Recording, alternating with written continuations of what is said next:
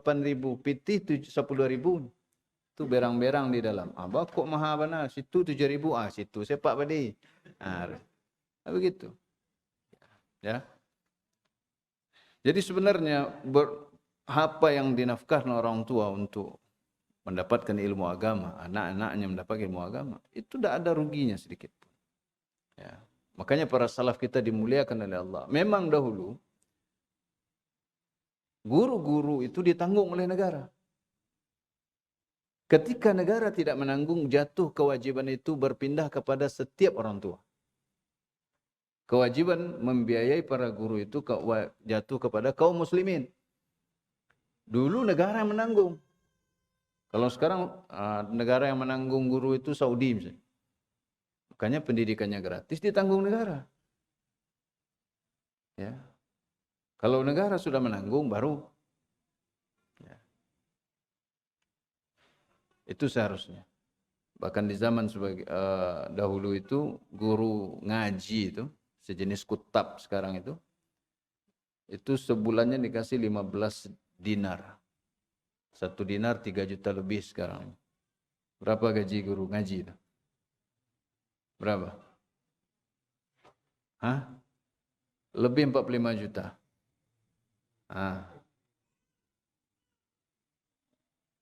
Maka mereka dimuliakan oleh Allah SWT. Kenapa? Untuk guru agama, mereka bukan menghormati guru sekedar gurunya, bukan karena gurunya, tapi apa yang diajarkannya. Pertanda kita memuliakan ilmu agama. Maka Allah tinggikan derajat mereka. Karena mereka meninggikan agama Allah SWT. Kita guru MDA pengen anaknya pintar, gajinya 100.000 sebulan. Alah banyak, maka mari cari aja. Ya. Penghargaan kita terhadap ilmu itu menandakan kadarnya. Berapa kita menghargai guru agama hanya 100.000 sebulan, berarti kita meremehkannya. Ambil TOEFL berapa? 10 juta, nilai dijamin 750. Wih, murah itu. Ya. Kursus ini, kursus itu 2.500.000 2 bulan. Wih, di malu kada pek tekah kau murah lagi. Ambil lah je, rugi ke indak.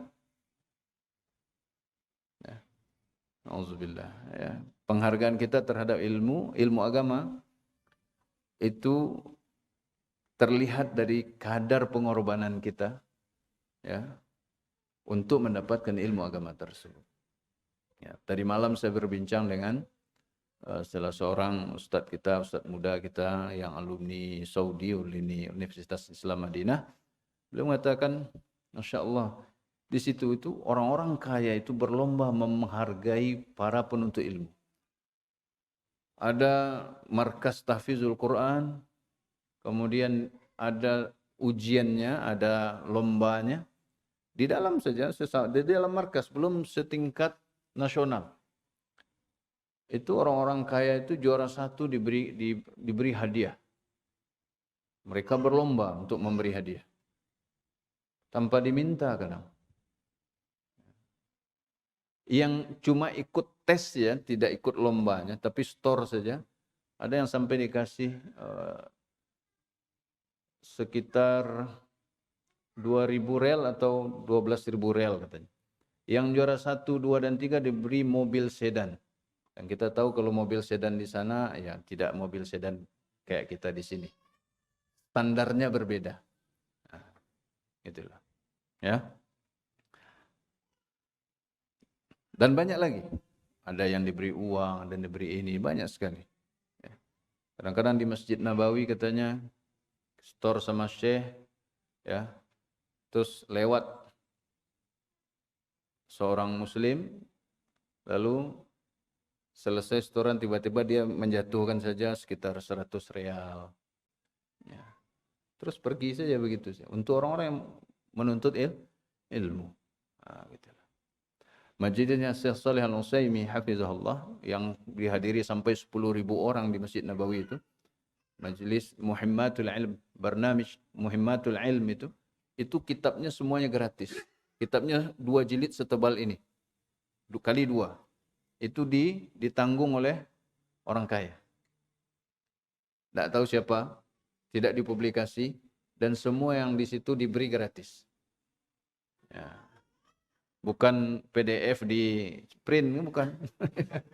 Tapi betul-betul cetakan. Ya. Itu.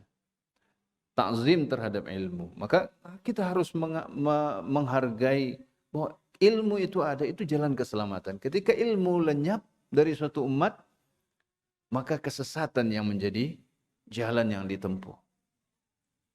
Dan ini contohnya. Ya. Ketika berlalu waktu yang panjang, ilmu itu telah diangkat, terjerumus ke dalam kesyirikan, dan ini adalah jalan keabadian menuju neraka. Na'udzubillahi minan nar. Ya.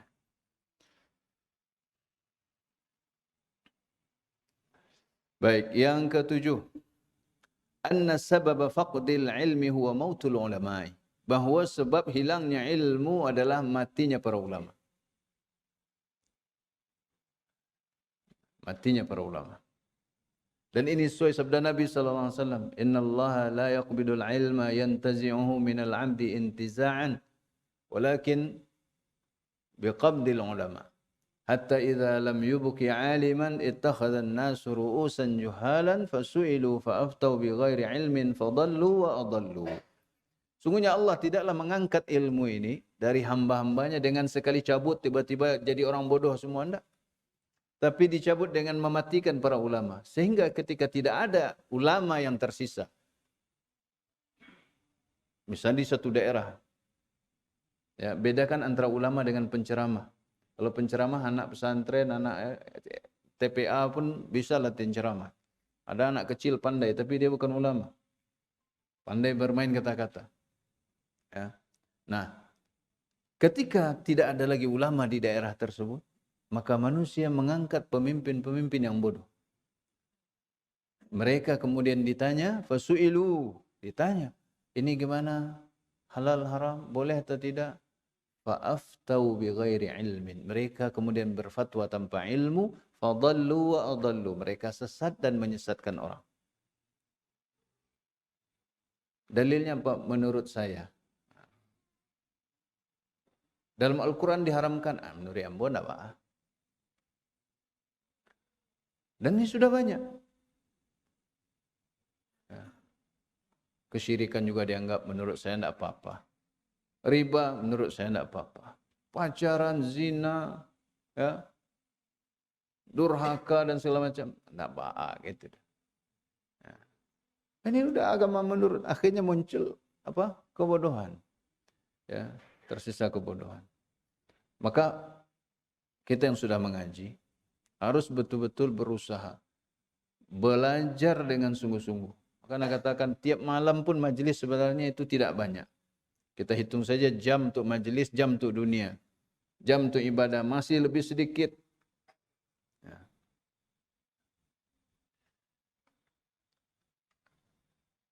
Dan di antara bentuk menghargai ilmu adalah menghargai ahli ilmu. Menghormati guru. Para ulama kita sudah menyusun kitab-kitab tentang adab menuntut ilmu. Bahkan jika seorang guru jauh lebih muda, mungkin seusia anak atau cucu kita. Kalau dia guru kita, kita wajib menghormatinya. Bukan karena zat gurunya, tapi karena ilmu yang dia bawa. Sebagai bentuk pengagungan terhadap agama Allah Subhanahu wa ta'ala. Ya. Baik, as-saminah yang terakhir, at-tahdhiru min at-taqlidi wa annahu qad ya'ulu bi ahlihi ila al-muruq min al-islam. Peringatan keras terhadap sikap taklid, ikut-ikutan, beragama secara tradisi tanpa ilmu. Ikut saja tanpa paham. Haram kata orang, haram pula kata kita. Halal kata orang, halal pula. Tanpa mencari sumbernya. Dan padahal Islam itu adalah agama ilmu. Maka setiap generasi wajib belajar. Tidak sekadar taklid mengikuti. tradisi, ya, sesuatu yang disebut tradisional itu bahasa Arabnya taklidi, ya. Taklidi. Al-umur at-taklidiyah, perkara apa? Urusan-urusan atau perkara-perkara tradisional, ya, hal-hal tradisional. Ya. Karena apa? Diikuti tanpa ilmu. Ya. Di antaranya yang saya sampaikan itu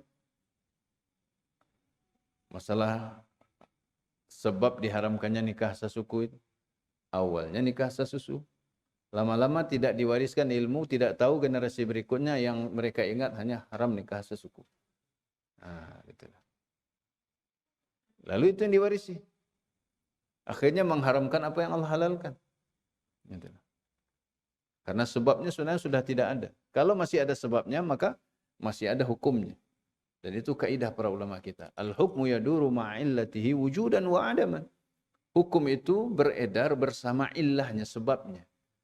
Wujudan wa adaman, ada sebab, ada hukum. Hilang sebab, hilang pula hukum. Ya, gitulah. Ya. Jadi, dan bahwasanya taklid buta, ya, ikut-ikutan, ya, tanpa ilmu, itu bisa menggiring pelakunya keluar dari Islam. Karena dia tidak berilmu. Tanpa sadar dia keluar dari Islam. Kesyirikan mengeluarkan pelakunya dari Islam. Gitu. Maka dengan ilmu obatnya. Fa innama syifa'ul 'ayyi su'al. Ya, salah satu cara menuntut ilmu adalah bertanya. Sungguhnya salah satu obat kebodohan adalah bertanya. Dan bertanya itu pintu ilmu. Salah satu cara menuntut ilmu. Bukan dengan, oh lah takaiko aja dari zaman saya suak. Enggak. Jangan berpuas diri. Orang yang tidak belajar, itulah orang yang merasa benar sendiri. Tidak mau diajarkan, pokoknya iko. Dan disalah-salahan kami, dia merasa benar seorang. Padahal dia yang merasa benar sendiri. Ketika ditanya tentang ilmu agama, kami tidak belajar agama. Kami ya iko loh, nak dapat dari orang tua. Tidak paham kami agama. Dia ajan, menuduh orang yang mengajar merasa benar sendiri.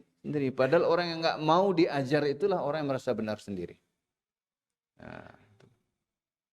Ya. Baik. Kemudian masih ada waktu kita, Brother? Siap. Wa an Umar radhiyallahu anhu anna Rasulullah sallallahu alaihi wasallam qala la tutruni kama atratin nasara ibn Maryam. Innama ana 'abdun faqulu 'abdullahi wa rasuluhu. Akhrajahu. Ya, ini hadis riwayat Imam Bukhari, Imam Muslim. Tahu? Dari Umar bin Khattab radhiyallahu anhu, semoga Allah meridainya, bahwa Rasulullah sallallahu alaihi wasallam bersabda, "La tutruni kama atratin nasara ibn Maryam." Jangan kalian menyanjungku. Nanti ada penafsiran atra ini. La tutruni, apa maknanya? Jangan kalian menyanjungku, ya, sebagaimana Nasrani menyanjung Ibnu Maryam. Innama ana 'abdun, sesungguhnya aku hanyalah seorang hamba. Maka sebutlah, katakanlah oleh kalian, Abdullahi wa rasuluh. Ini perintah dari Nabi SAW untuk memanggil beliau atau menyebut beliau dengan panggilan Abdullahi wa rasuluh. Ya. Baik. Tarjamatu Umar radhiyallahu anhu, biografi Umar radhiyallahu anhu. Ini singkat tentunya. Syekh Shalih Al-Fauzan hafizallah selalu menyebutkan agar kita yang generasi yang jarang mengetahui tokoh-tokoh Islam, para sahabat terutama, itu semakin kenal dengan mereka. Karena sekarang generasi kita lebih kenal artis, pemain sinetron, bintang sepak bola, olahragawan, orang terkenal daripada para sahabat Rasulullah sallallahu alaihi wasallam.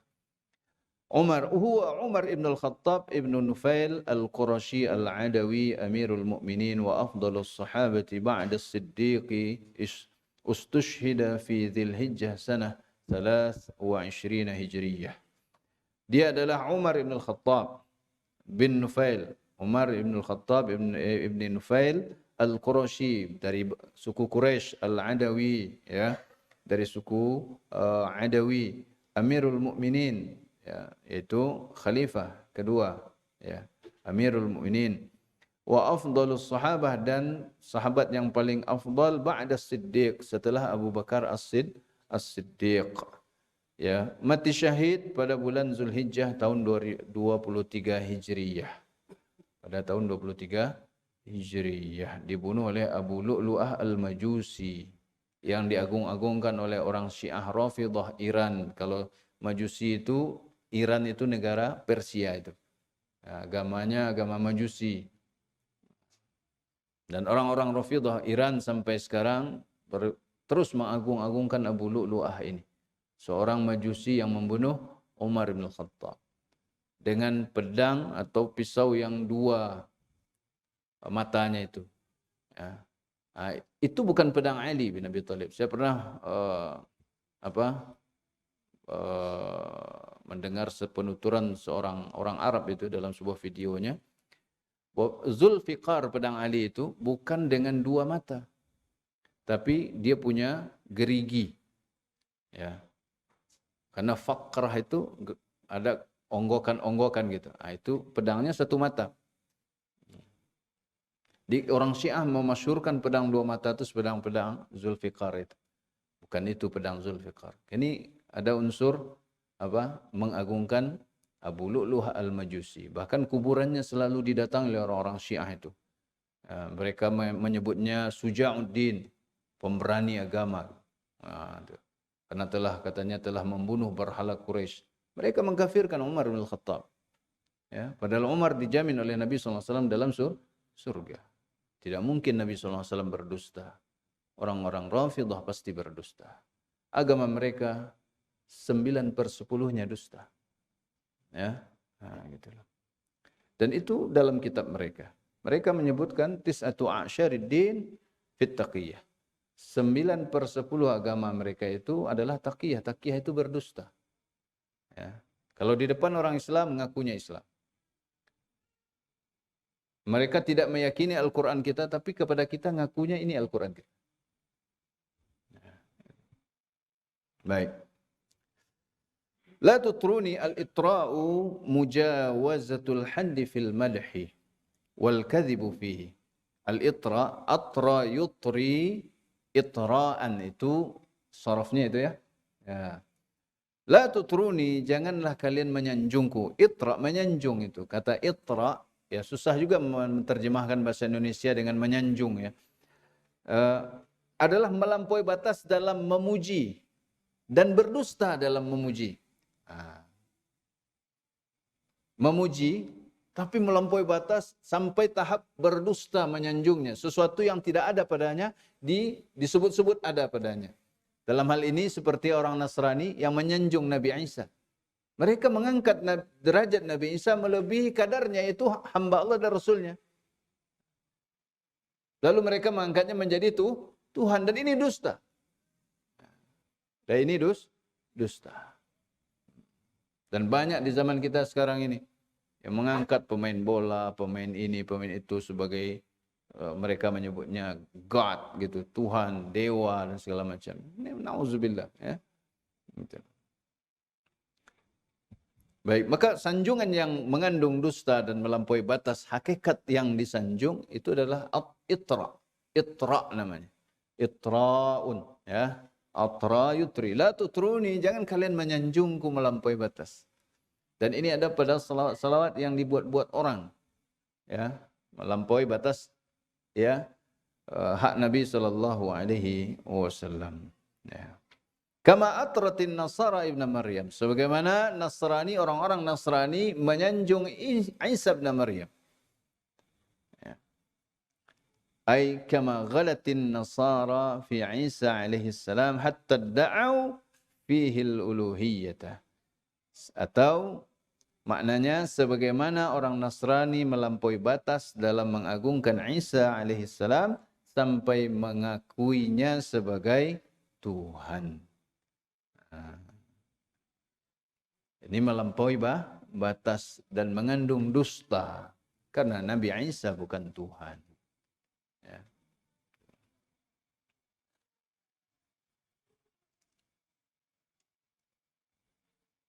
Faqulu Abdullahi wa rasuluh ay sifuni bidzalika kama wasafani bihi rabbi. Faqulu Abdullahi wa rasuluh, maka katakanlah hamba Allah dan Rasulnya. Maknanya sifuni, sifati aku, sebut aku. Kata Nabi SAW, bidzalika, sebut aku dengan sebutan itu, hamba Allah dan Rasulnya. Kama wasafani bihi rabbi, sebagaimana Tuhanku menyebutku dengan sebutan itu. Ya. Ya. Beliau disebut dalam surah Al-Isra apa? Subhanalladzi asra bi'abdihi lailan minal masjidil harami ilal masjidil aqsa. Peristiwa Isra dan Mi'raj, sebuah peristiwa yang khusus diberikan kepada Nabi SAW. Peristiwa yang sangat istimewa. Dan dalam peristiwa itu, beliau disebut oleh Allah bi'abdihi. Maka sebutan hamba ini bukan sebutan main-main. Itu sangat disenangi oleh Nabi SAW. Karena Allah yang menyebutnya sebagai hambanya. Kemudian Muhammadur Rasulullah. Allah menyebut Nabi SAW sebagai Rasul. Dalam banyak ayat, ya ayyuhar Rasul. Ya, dipanggil dengan sebutan Rasul. Ini yang disenangi oleh Nabi Muhammad SAW karena Allah memanggil beliau dengan sebutan seperti ini. Maka beliau senang umatnya memanggil beliau dengan sebutan yang digunakan oleh Allah untuk memanggil beliau. Ya, usah disanjung-sanjung begini dan begitu, ya, melampaui batas sampai dibuatkan hadis-hadis palsu tentang Nur Muhammad dan segala macam, bertentangan dengan Al-Qur'an, ya. Baik. Makna al-hadis ijmalan. Makna hadis secara garis besar, secara ringkas, yaqulu sallallahu alaihi wasallam. Nabi sallallahu alaihi wasallam bersabda. Sebentar. Kita minum dulu, bismillah.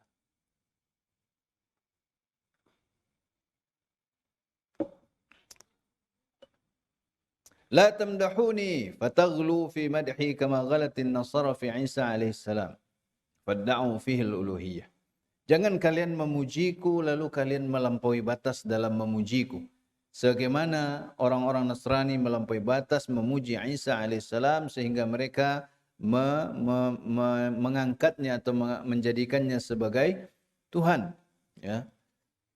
Mengakuinya sebagai Tuhan. Inni la a'du an akuna abdan lillahi wa rasulan minhu. Sesungguhnya aku tidak lebih, ya, daripada seorang hamba Allah dan Rasul Allah. Maka fasifuni bidzalika, maka sebutlah aku dengan sebutan itu, yaitu Abdullah, hamba Allah dan Rasulnya. Wala tarfa'uni, dan jangan kalian mengangkatku fauqa manzilati, melampaui dari derajatku yang sebenarnya. Apa derajat Nabi SAW yang sebenarnya? Hamba Allah dan Rasulnya. Itu sudah kemuliaan sangat tinggi. Ya. Lalu diangkat melebihi itu. La tarfa'uni, jangan kalian mengangkatku melebihi dari kedudukanku yang sebenarnya. Allati anzalani Allah, yang Allah tempatkan aku pada derajat tersebut. Ya. Baik. Nah, ini mengandung larangan terhadap Nabi SAW. Dan kita semua tahu bahwa beliau sayyidu waladi Adam, penghulu anak Adam. Kepada beliau saja kita enggak boleh melampaui batas memuji. Bagaimana dengan orang-orang soleh? Apalagi, ya, tak boleh melampaui batas. Kagum dengan kesolehannya, itu nikmat dari Allah SWT. Kesolehan seorang hamba itu karunia Allah SWT. Rahmat Allah SWT.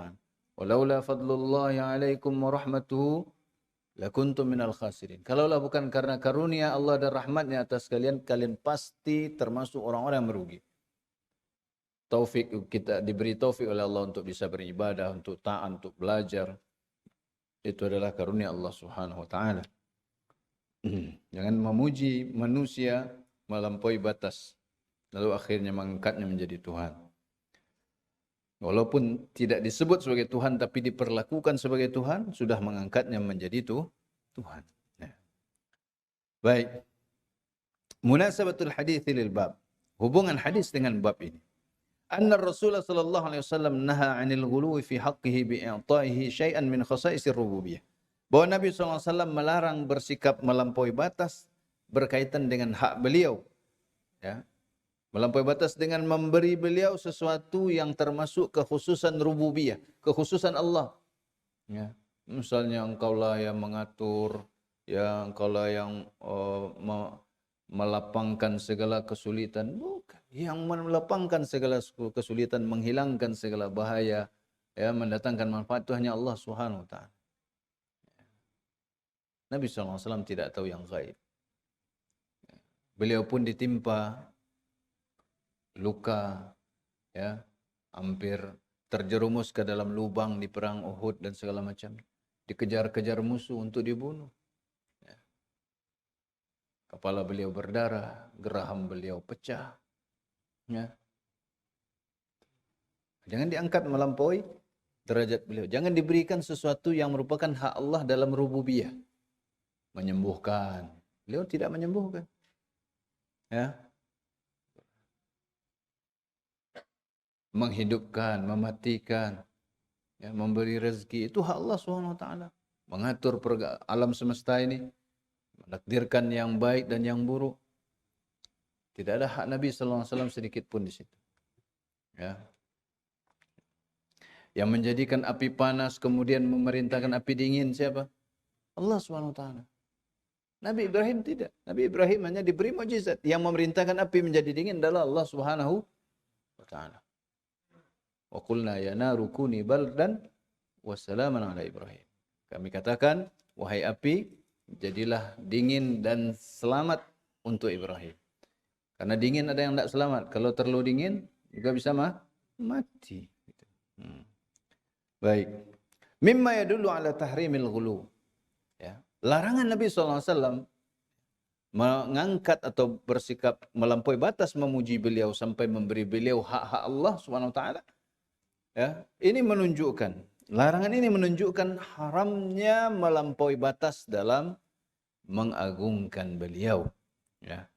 Wa annahu yufdi ila syirki. Dan bahwasanya sikap melampaui batas ini menjerumuskan dalam kesyirikan, kama afdha bin nasara fi haqqi Isa. Sebagaimana telah menjerumuskan orang-orang Nasrani berkaitan dengan Nabi Isa alaihissalam. Nah, kalau kepada beliau saja dilarang, apalagi kepada yang selain beliau, yang bukan siapa-siapa. Saya ingin tanya, Wali Songo sudah ada jaminan surga? Enggak ada. Guru kita, syekh kita, enggak ada jaminan surga. Karena jaminan surga itu harus berdasarkan dalil. Ya, berdasarkan dalil. Nggak boleh kita jamin-jamin sendiri. Surga itu bukan milik kita. Tapi milik Allah SWT. Yang menjaminnya hanya Allah SWT. Ya. Jangan lancang kemudian menjamin. Berani menjamin. Nah, ini termasuk ucapan yang juga banyak di zaman kita ini. Ya, sebagian orang awam sering seperti itu. Kalau buya tu layu acanya. Las serugo lantuk buya kami kau bahagia. Buyanya sendiri belum tentu masuk surga. Kalau dia mengajak pada kesesatan, masuk neraka. Buya menurut kita belum tentu buya menurut Allah Subhanahu wa taala. Ya.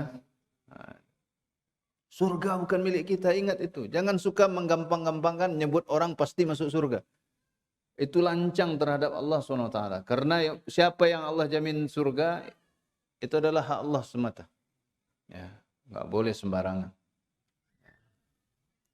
Dan jaminan Nabi SAW itu wahyu. Berarti sebenarnya jaminan itu dari Allah Subhanahu wa taala.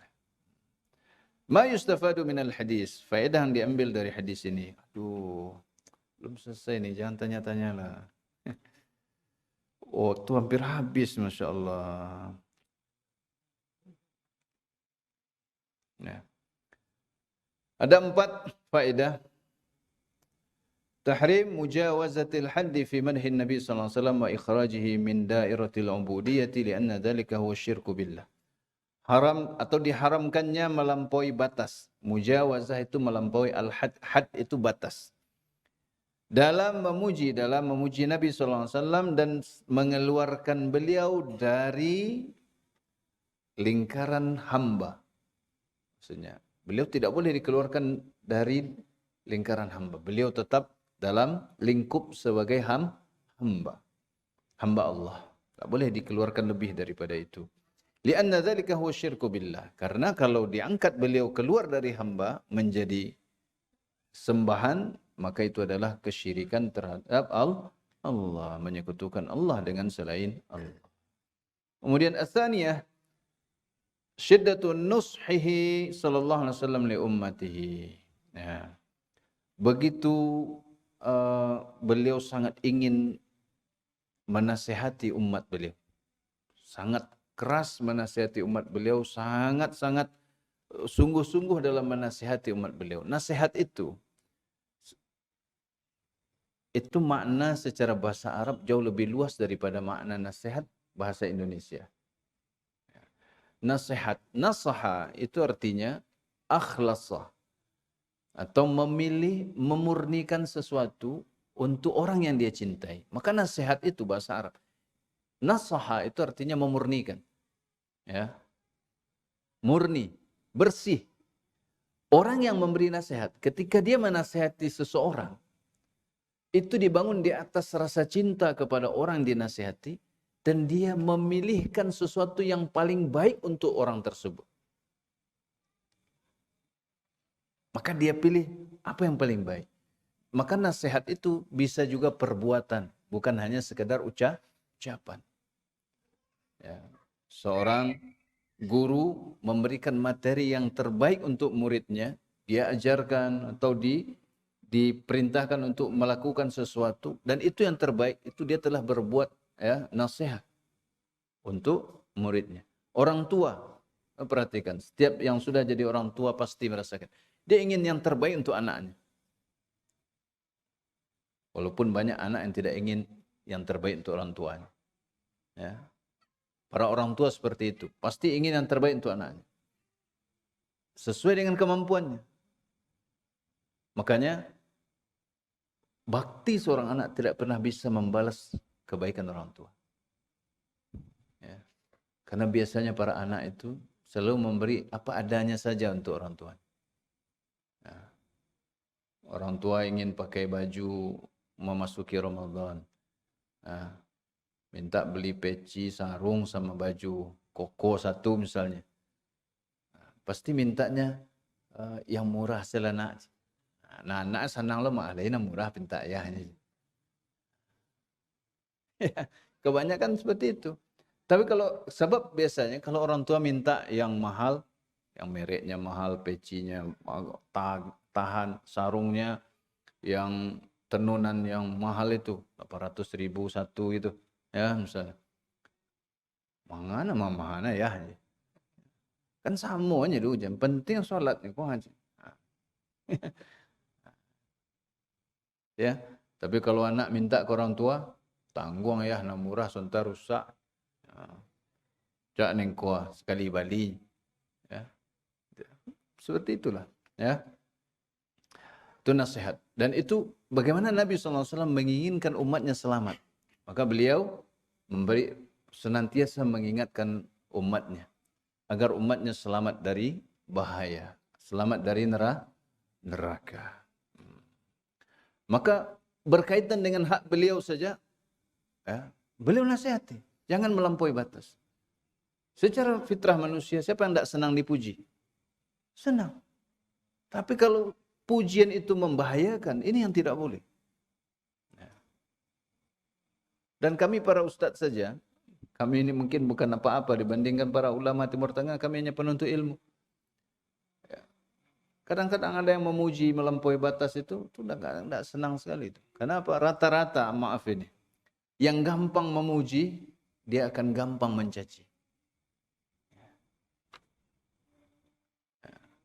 Yang gampang memuji, suatu hari dia akan berbalik dan sangat gampang untuk mencaci. Hati-hati. Kagumi pada batasnya dan pujilah Allah Subhanahu wa taala. Ya.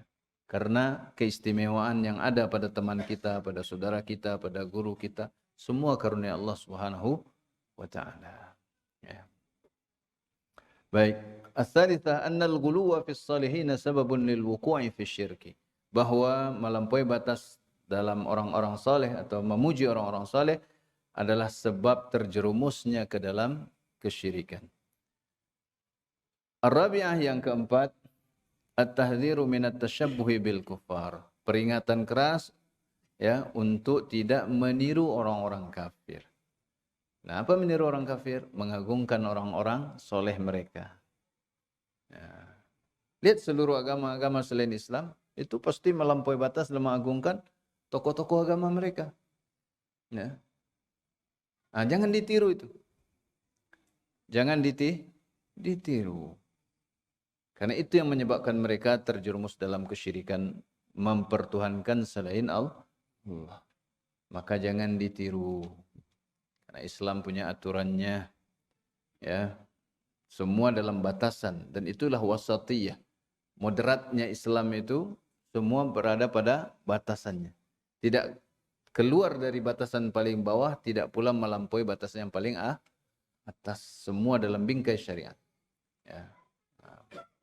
Ulama diagungkan itu sesuai dengan kadarnya. Tidak sampai mengangkatnya menjadi Tuhan. Lihat para salaf kita dalam menghormati para guru. Tidak mengangkat mereka sebagai Tuhan. Mereka menghormati para guru karena hak agama ini. Sebagian salaf kita sebelum datang ke majelis gurunya ada yang bersedekah kemudian berdoa kepada Allah. Ya Allah, tutuplah aib guruku dariku. Dan berkahilah apa yang aku pelajari dari guruku. Sekarang kita gimana? Gimana ilmu kita mau berkah? Datang ke majelis cari aib guru. Salaf kita berdoa bersedekah agar apa? Agar doanya dikabulkan Allah SWT. Lalu dia berdoa, tutuplah aib guruku dariku. Itu pertanda gurunya punya aib, tapi dia tidak ingin tahu aib gurunya. Karena itu akan merusak hatinya. Dan akan menghalangi keberkahan ilmunya. Dan maka dia bersedekah sebagai sebab dikabulkan doa. Ya. Agar Allah mengkabulkan doanya karena dia telah berbuat baik. Ya. Kemudian dia minta ditutup pula penghancur keberkahan ilmu yaitu aib gurunya. Tutup aib guruku dariku, biarkan aku tidak tahu. Lalu dia baru minta keberkahan. Ya. Keberkahan ilmu. Kalau antum cari aib guru, banyak sekali. Banyak sekali. Ya. Tapi kalau tidak dicari, bisa tidak ketemu. Kalau dicari pasti ketemu. Ya. Baik.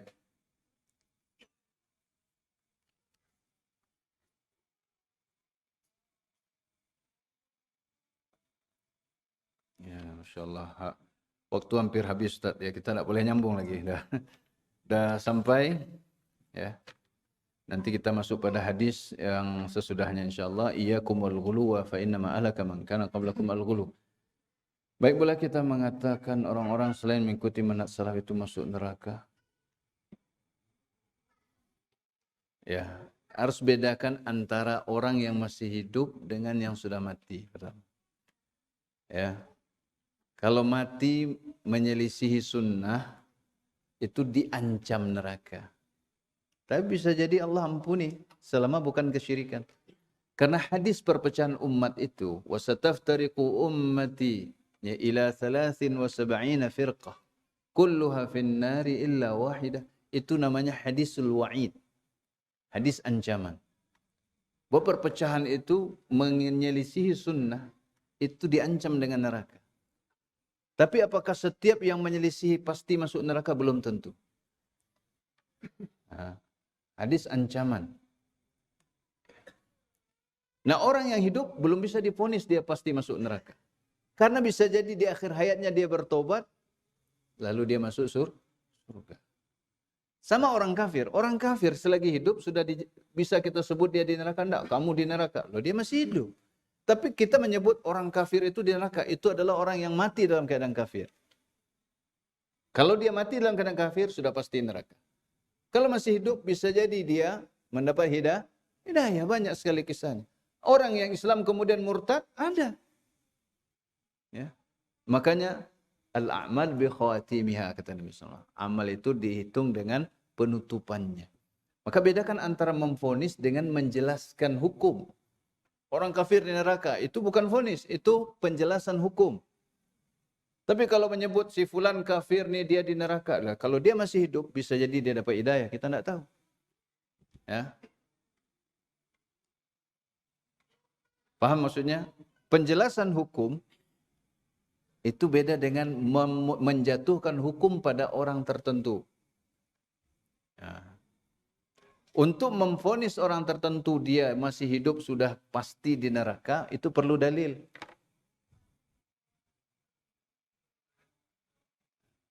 Makanya ketika Nabi SAW mendoakan kecelakaan kepada beberapa orang Quraisy, ditegur oleh Allah Subhanahu wa taala. Dan kemudian ternyata mereka kemudian masuk Islam.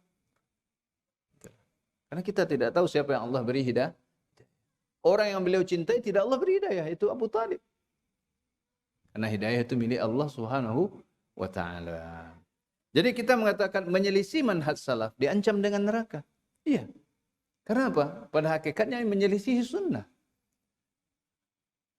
Para sahabat memahami Al-Quran dan hadis itu sudah benar. Karena mereka telah diridhai oleh Allah Subhanahu wa taala. Pemahaman mereka dari mana sumbernya? Dari Nabi sallallahu alaihi wasallam. Dan dari Nabi SAW sumber pemahaman beliau dari mana?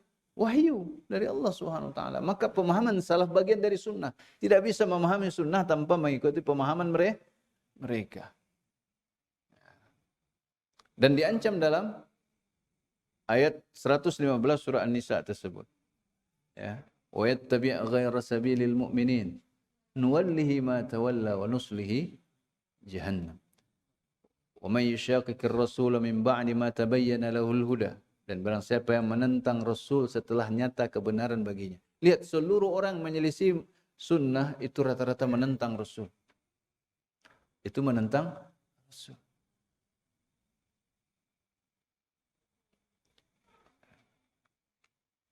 Makanya diancam dengan neraka. Ya. Tapi apakah pasti? Wallahu a'lam. Karena bisa jadi Allah yang lebih mengetahui, bisa dia bertobat, ya, dan segala macam. Atau kadar penyimpangannya sedikit, kebaikannya yang banyak, ya, wallahu alam, ya. Tapi ancaman ini kita pelajari agar kita berhati-hati dan tidak menyelisihi para salaf kita, gitu loh. Tapi kalau antum bilang, oh, ada teman yang tidak ikut manhaj salaf, ente di neraka, enggak boleh itu. Itu memvonis namanya. Kenapa? Bisa jadi dia kemudian ikut kajian, dia mengikuti sunnah sampai akhir hayatnya, yang sudah lama mengaji kemudian menyimpang. Banyak apa enggak? Banyak. Di Solo aja ada nih. Ada yang cerita pada anak, si fulan ngajak anak ngaji Ustaz. Setelah anak rajin ngaji, dia enggak ngaji-ngaji. Ya. Bahkan ada yang sudah hilang semua. Ini lepas semua, sholat jamaah juga tinggal semua. Enggak tahu lagi masalah akidahnya, enggak ngerti. Ada ketemu seperti itu. Makanya jangan suka memvonis. Tapi jelaskan hukumnya. Ya. Jelaskan hukumnya. Baik. Mengapa ustaz-ustaz yang bukan pemahamannya salaf tidak mau membahas hadis yang melarang berbuat bid'ah? Ya. Itu sebenarnya ditanyakan kepada mereka itu. Kenapa tidak mau bahas itu? Ya, itu hadis Nabi semua. Wa kullu bid'atin dhalalah wa kullu dhalalatin finnar. Itu hadis Nabi SAW. Man amila amalan laisa alaihi amruna fahuwa raddun. Itu hadis tentang larangan bid'ah. Ya. Man ahdatsa fi amrina hadza ma laisa minhu fahuwa raddun. Ya. Itu hadis. Kenapa tidak disukai oleh mereka? Ya, biasanya manusia begini. Ya. Kalau ada satu perbuatan buruk pada dirinya, dia tidak bahas perbuatan itu. Ya. Kalau ada maling ceramah, dia nggak mungkin membahas tentang haramnya mencuri. Bahaya mencuri bagi pribadi dan masyarakat. Oh, nah. Ini, gitu. Seperti itulah kira-kira. Pelaku riba, dia akan mengatakan, "Tidak masalah, kita kan ikhlas saja." Nanti larangan riba, kini selalu haramnya riba. Bahkan tidak dari dulu. Padahal ayat dan hadisnya sudah ada sejak dulu, cuma tidak dibaca. Nah, itu. Ya, kalau kenapa tidak suka ya biasanya seperti itu. Sama dengan kita ngaji. Kalau kita ngaji berdasarkan suka begitu. Kalau Ustadz menjelaskan suatu perbuatan buruk, akhlak yang buruk, kalau si akhlak buruk itu ada pada orang lain kita senang. Wah, karena isi fulan mah. Tapi kalau akhlak itu ada pada kita, kita yang marah pada Ustadz. Ustadznya ngwambo kerajaan. Ya biasanya begitu. Nah, jadi bukan hanya para ustadznya tidak senang, jamaahnya juga nggak senang. Ya, makanya jangan ikuti selera jamaah. Para ulama itu diikuti bukan mengikuti. Ya. Berceramah itu untuk memperbaiki, bukan untuk menjilat. Membuat orang senang bukan. Ngaji ini untuk memperbaiki umat. Yang salah diperbaiki. Ya. Bukan untuk membuat menghibur, menyenangkan hati jamaah. Karena mereka tidak berilmu, yang berceramah yang berilmu, dia harus menggiring. Ya. Jadi kontradiksi antara ucapan dan perbuatan. Tidak ada ustaz cari, ustaz kebimbanglah kami ilmu agama, kami yo bodohnya. Terus setelah itu ustaznya datang, berceramah, memperbaiki apa yang salah pada mereka. Tidak cocok ustaz dari kajinya. Pucak kada awak sini bahasa dunia. Makanya jangan bakada, ya. Nah, itu. Tinggalkan itu. Baik, demikian mohon maaf atas segala kekurangan. Allah Allahu Akbar.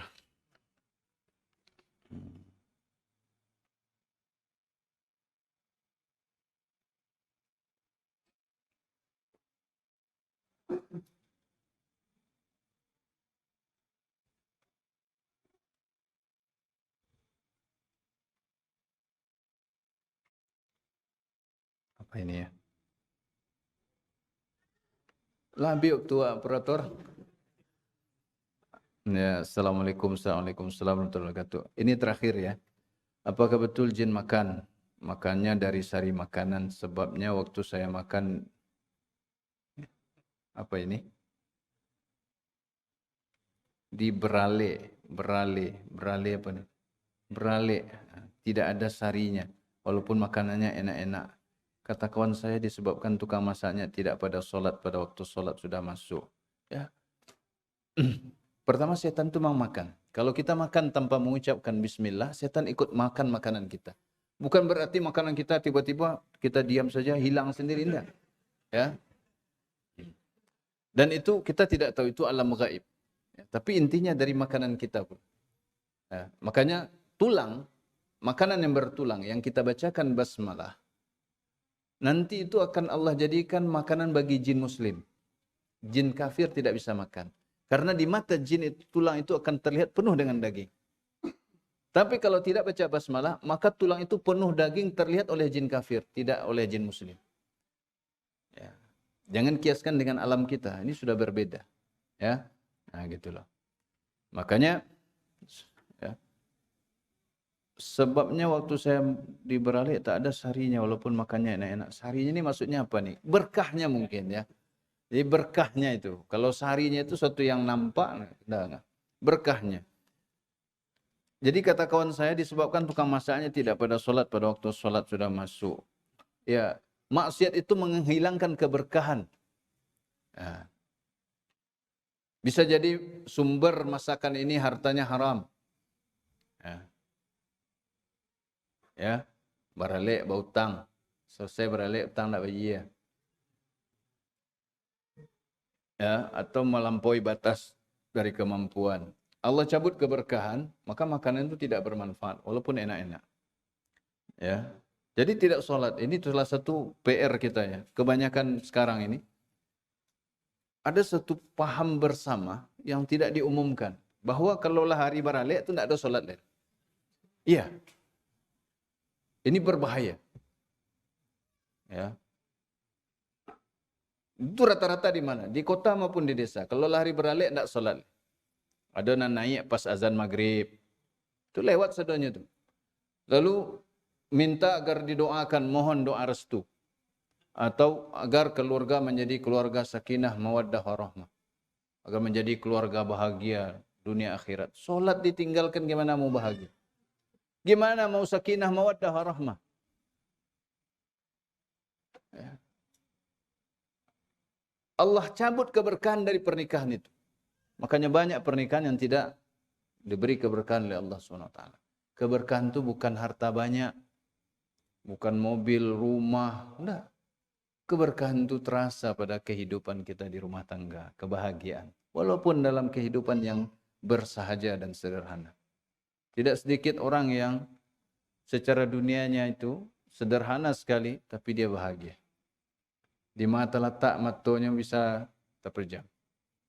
Ya, jago pagi nak do na orang nan ditakutinya menagih hutang.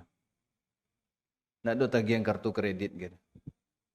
Ya, nak do angsuran bulanan kedipikian. Makan ada, aman, badan sehat. Jadi kalau soal makanan barale ya tidak ada berkahnya gitu. Bisa jadi. Karena apa? Nabi SAW pernah menyebutkan bahwa yang artinya seperti ini saya lupa. Tapi intinya beliau menyebut syarrut ta'am ta'amul walimah. Seburuk-buruk makanan itu adalah makanan walimah yang diundang orang yang tidak membutuhkannya dan orang yang membutuhkan tidak diundang padanya. Dan itu ada pada walimah kita sekarang ini. Yang diundang orang yang tidak butuh. Tidak diundang lah makanan banyak. Samba di rumah nyokanyo bali ke tinggal tinggal keluar piti sisanya bali apa saja. Sementara orang yang membutuhkan tidak diundang. Ya apa iya? Iya sajalah. Baik. Nah itu fakta. Makanya itu makanan paling buruk, makanan walimah yang orang yang tidak membutuhkan diundang dan orang yang membutuhkan tidak diundang. Bahkan yang keluarga pun kadang kalau dia miskin, tidak dia tahu kan. Dia selain karena miskinnya. Ya, gitu. Seperti ungkapan dalam bahasa Arab itu seorang menyebutkan dalam syairnya, wa idza takunu karihatun ud'a laha wa idza yuhasul haisu yud'a jundubu. Kalau terjadi nak buruk-buruk ambo disuruh menyelesaikan. Oh, kuali kumuh aku cuci je. Tapi kok makan lama dihidangkan si jundup nan diimbau. Ndak awak nan diimbau. Ya, giliran mencuci nan buruk-buruk menyelesaikan masalah awak diimbau. Baik, demikian mohon maaf atas segala kekurangan. Semoga Allah mengampuni dosa kita dan Allah membimbing kita untuk bertauhid dan menjauhi syirik sampai akhir hayat kita. Ya, barakallahu li wa lakum subhanakallahumma bihamdika asyhadu an la ilaha illa anta astaghfiruka wa atubu ilaik. Wassalamualaikum warahmatullahi wabarakatuh.